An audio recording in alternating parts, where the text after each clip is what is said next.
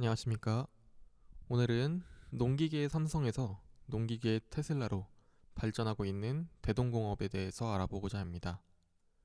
얼마 전 국내에서는 코로나19의 장기화로 인해 홈 인테리어와 홈카페의 매출이 늘어 수혜를 받았다는 기사가 나온 적이 있습니다. 아무래도 좁은 연면적에 많은 세대가 거주하는 우리나라의 주거문화 안에서 코로나19 같은 전염병이 돌기 시작하니 집안에 있는 시간이 당연히 늘어나게 되고, 인테리어를 하거나 카페에 가지 못하니까 커피 머신과 같이 집에서 음료까지 모든 걸 해결하려는 경향이 늘어나게 된다는 겁니다.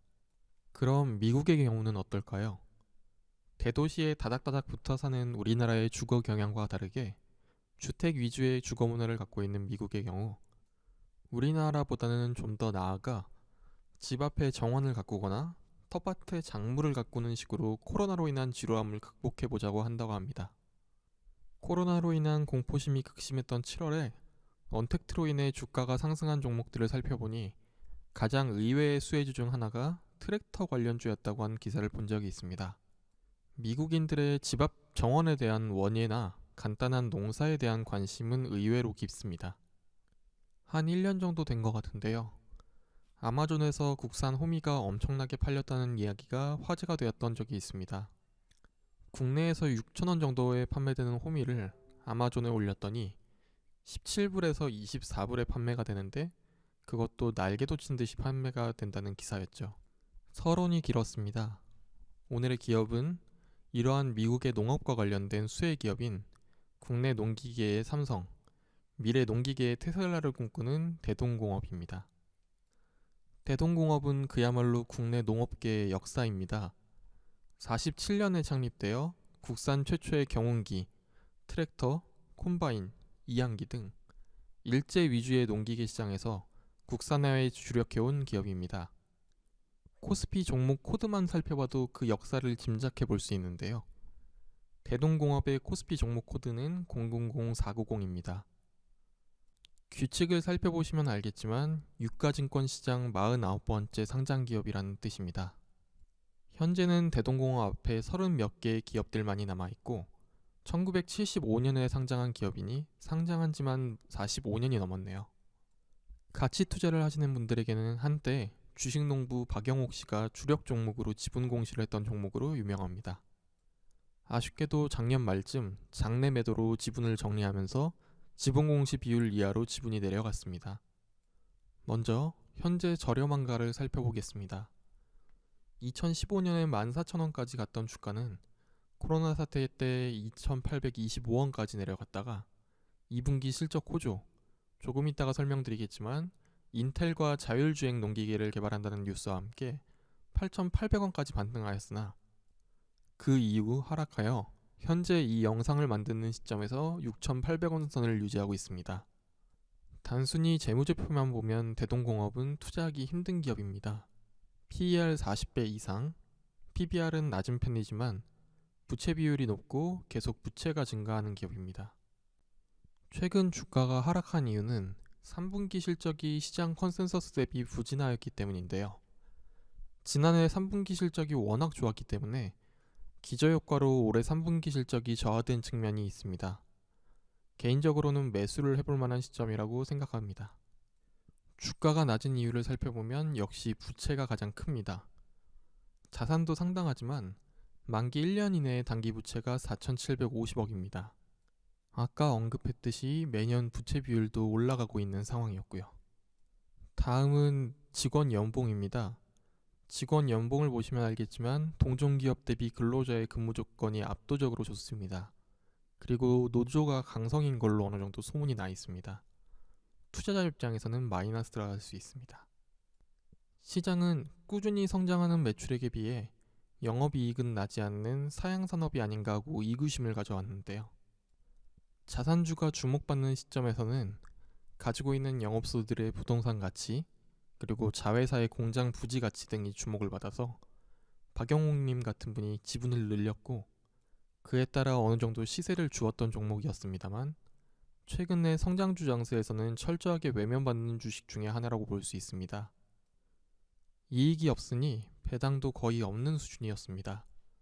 현재의 수치만 놓고 보면 투자할 만한 매력을 억지로 찾아야 하는 종목이라고 할 수 있습니다. 그렇다면 저렴함을 해소할 만한 이유가 있는가에 대해서 살펴보겠습니다. 첫 번째는 계속 언급해왔듯이 해외 시장의 성장입니다. 미국과 캐나다를 중심으로 한 북미 시장에서 폭발적인 성장률을 기록 중입니다. 아까 소개드렸던 전통적인 농기계 외에도 잔디깎기, 그리고 골프장용 트랙터 등에서 매출이 일어나면서 해외 매출이 폭발적으로 성장 중입니다. 매년 딜러들을 대상으로 설명회를 개최 중인데요. 이러한 행사들도 성황리에 진행되고 있습니다. 보시다시피 유명 유튜버 같은 분들을 초대하여 농기계에 대한 설명을 하거나 기기에 대한 시연회, 스펙, 그리고 무상 대여 등을 통하여 기기를 홍보하는 데 주력을 하고 있습니다. 생각보다 행사장의 규모가 꽤 큰 것을 확인하실 수 있습니다. 류현진 선수가 뛰고 있는 캐나다의 토론토를 홈구장으로 하는 블루제이스의 홈구장 브랜드 광고를 실시하고 있기도 하고요. 보시면 알겠지만 해외 매출 성장세가 폭발적인 것을 확인할 수 있습니다.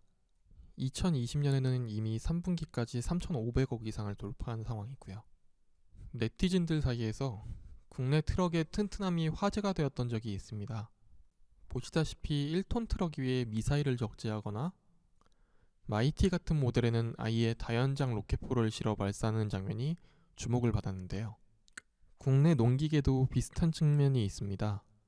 저렴한 가격 대비 중국산에 비해 상당한 내구도를 자랑하는데요. 아무래도 미국 농지에 비해 산지가 많고 땅이 척박한 국내 농지의 현황에 맞춰 설계되고 제작된 국산 트랙터가 미국에서 먹히고 있다고 생각합니다. 30마력 이하의 소형 농기계 시장에서 점유율을 계속 확대해 나가고 있는 형국입니다. 특히 올해부터는 두산바켓과도 트랙터 관련 공동 개발, 판매 계약을 해서 OEM 형식으로 판매도 진행 중입니다. 국내에서는 장기간 영업을 해온 업력과 전국에 걸쳐져 있는 영업망으로 DJI에서 수입해오는 드론 등 해외 농업기계를 수입할 때 총판 역할을 수행하고 있고, 역으로 트랙터 등 강점이 있는 국산 농기구를 북미와 유럽 시장에 수출하는 역할을 하고 있습니다. 그 결과 매출이 꾸준하게 성장했고 최근에는 영업이익도 따라서 성장하는 모습을 보여주고 있습니다. 어느 정도 성장의 과실이 시작되는 시점이라고 할 수 있는데요. 회사에서도 어느 정도의 투자가 필요한 시점이라고 판단하지 않았나 하는 게 최근 2분기에 자산 재평가를 실시하여 장부상 부채 비율을 낮췄습니다. 토지 재평가 798억 등 총 1,088억 원 정도를 자산 재평가 손익으로 잡았습니다. 부채 비율을 낮췄다는 것은 회사에서 어느 정도 레버리지를 키워야 하는 시점으로 판단하고 있는 건데요. 개인적으로는 아무래도 북미에서 실시하고 있는 농기계 관련 할부 금융 수익이 짭짤했던 거 아닌가 싶습니다. 조달해 올 수 있는 시장 금리도 저금리고 트랙터 구매에 흥미를 가지고 있는 고객층이라면 농장이나 정원 등 자가주택을 보유하고 있을 테니 회수율도 괜찮았을 거고요. 여기에 최근 자율주행 농기계가 시장의 화두로 떠오르고 있습니다.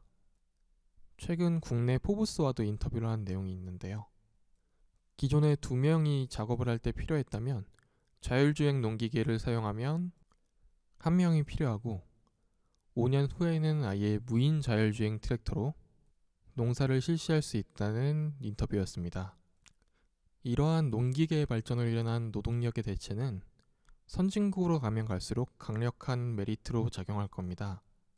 처음에 언급해드렸던 대로 대동공업은 무려 인텔과 손잡고 농기계 자율주행을 개발 중입니다.